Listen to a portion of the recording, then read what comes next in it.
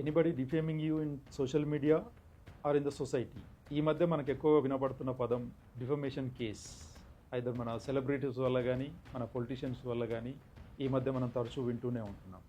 అసలు ఏంటి ఈ డిఫమేషన్? పరువు నష్టం, దావా.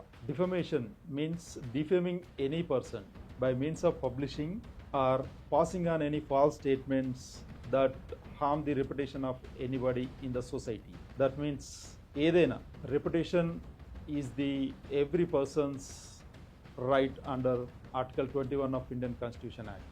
So అసలు ఈ డిఫమేషన్ ఎన్ని రకాలు? డిఫమేషన్ రెండు రకాలండి. ఒకటి సివిల్ డిఫమేషన్, ఒకటి క్రిమినల్ డిఫమేషన్.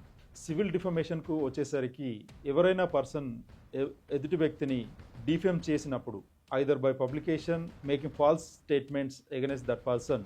సో విక్టిమ్ ఎవరైతే ఉన్నారో తను సివిల్ కోర్టుకు అప్రోచ్ అవ్వచ్చండి, కంపెన్సేషన్ క్లెయిమ్ చేయొచ్చు, దాంతోపాటుగా వాళ్ళ దగ్గర నుంచి అపాలజీ ఎక్స్పెక్ట్ చేయొచ్చు ఆర్ ఎనీ కరెక్షన్స్ కూడా ఎక్స్పెక్ట్ చేయొచ్చు in case if it is return or even they can take even injunction also from the competent civil court.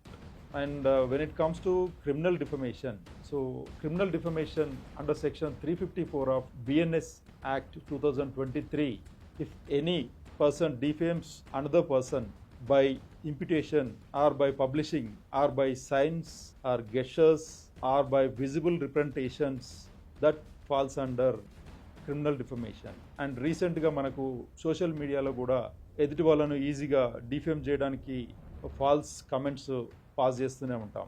అవి కూడా మనకి క్రిమినల్ డిఫమేషన్లోకే వస్తాయి. సో ఈ క్రిమినల్ డిఫమేషన్ ఎదుర్కొన్న వ్యక్తి సో క్రిమినల్ కంప్లైంట్ ఫైల్ చేయొచ్చు. ఎవరైతే డిఫేమ్ చేశారో వాళ్ళకి 2 years ఇంప్రిజన్మెంట్ కూడా వచ్చే ఛాన్స్ ఉంది.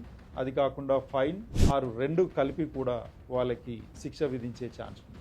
కాబట్టి చట్టం గురించి అవగాహన పెంచుకోండి, ధైర్యంగా ఉండండి.